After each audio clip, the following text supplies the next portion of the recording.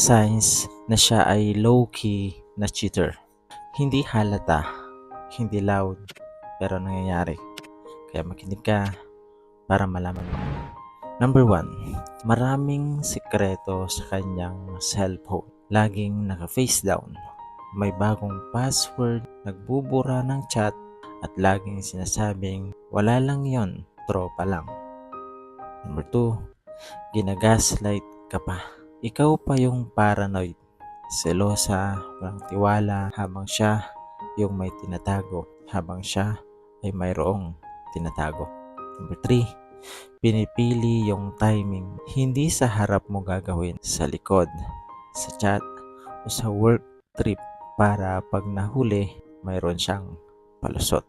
Number 4, hindi mo mapatunayan pero nararamdaman mo. Yung gut feeling mo hindi nagsisinungaling. Yung energy niya nagbago. Yung priority niya naglipat. At yung pinakamasakit, yung binigay mo na lahat-lahat pero palihim kanyang sinasaktan. Number 5, i-follow mo ako para malaman mong hindi ka baliw kasi nararamdaman mo iyan. Hindi ka OA kasi nagdududa ka. Deserve mo ng taong hindi ka pagtataguan. Walang nagtatagong lihim na hindi mabubunyag. Lalabas at lalabas din iyan. Tandaan mo yan. God bless.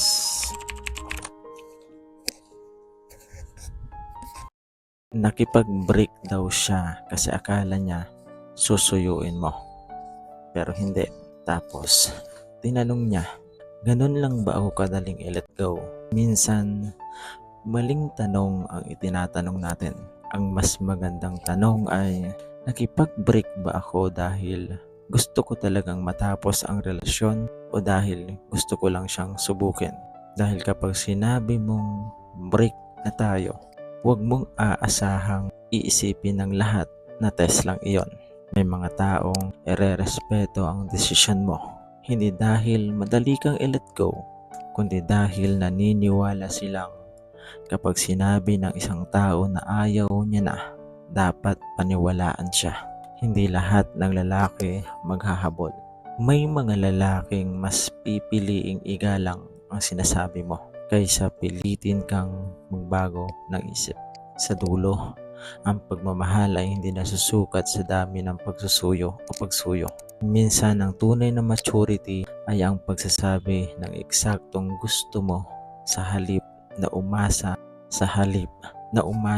na mababasa ng ibang tao kung ano ang nasa isip mo. Kung gusto mong ayusin ang relasyon ninyo, sabihin mo. Kung gusto mo makipaghiwalay, sabihin mo rin. Huwag gawing test ang breakup dahil may mga taong tatanggapin ito bilang huling desisyon mo. Tandaan mo yan. God bless. 13 signs na hindi ka na mahal ng isang lalaki. Number 1, hindi ka na sinusuyo tuwing nag-aaway kayo. Number 2, pinagsasalitaan ka ng masasakit na salita. Number 3, wala na siyang effort na ginagawa para sa'yo. Number 4, hindi niya na-appreciate yung mga bagay na ginagawa mo o binibigay mo. Number 5, may mga oras pa siya sa iba o sa kaibigan niya kaysa sa'yo. Number 6, hindi ka na sinusuyo at nilalambing tuwing nagtatampo o nagagalit ka. Number 7, hindi na siya nagkukusang mag-sorry sa'yo. Number 8, madalang o hindi mo na naririnig sa kanya ang salitang I love you. Number 9, tinutulugan ka niya kahit alam niyang may sama ng loob ka pa sa kanya. Number 10, palagi niyang sinasabing busy siya at maraming ginagawa kaya wala siyang time sa'yo. Number 11, kaya kayang tiisin at hindi ka usapin. Number 12, never na siyang nag-a-update sa'yo. Number 13, wala na siyang pakialam pa sa'yo kahit masaktan o umiyak ka pa sa harap niya. Kaya kung ganito na yung partner mo o yung boyfriend mo sa'yo, oras na siguro para maisip mong babae ka na dapat minamahal, hindi hinahayaan at pinapabayaan. Tupakin man madalas, pero solid naman kung magmahal. Tandaan mo yan. God bless. Apat na uri ng tao na hindi dapat pinapakawalan kahit toxic. Minsan, hindi lahat ng taong nakakasakit sa'yo, masama na agad. Minsan may mga taong mahirap mahalin, pero sila rin yung totoong nagmamahal sa'yo. Kaya bago ka bumitaw, siguraduhin mong alam mo ang pinagkaiba ng toxic at imperfect. Kaya makinig ka para malaman mo. Number 1, yung taong nagsasabi ng totoo sa'yo. Minsan masakit, minsan ayaw mong marinig, pero ginagawa niya iyon para mag-grow ka. Not to hurt you, but to help you. Number 2, yung taong inaayos ka kapag may problema. Hindi siya oo lang ng oo. Itinatama niya yung mga mali mo. Nakikipag-usap siya kahit may conflict.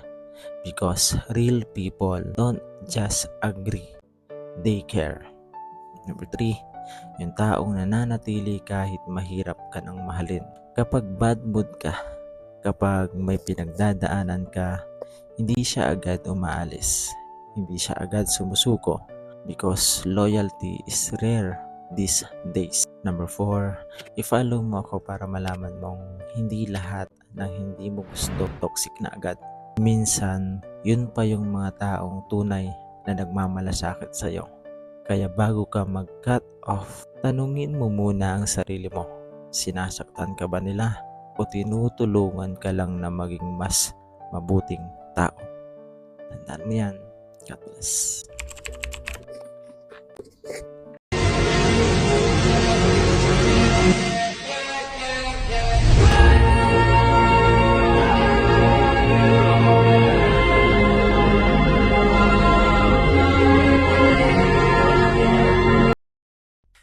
Kung ang Tagalog ng gote kambing, pwede bang manghingi ng lambing? Kung ang Tagalog ng corn ay mais, hindi mo ba ako namimiss? Kung ang English ng saging ay banana, wala na bang pag-asa ang tayong dalawa? Ang elbow sa Tagalog ay siko, ba't di na lang ako ang piliin mo? 6 trust issues ng mga babae pagdating sa mga lalaki.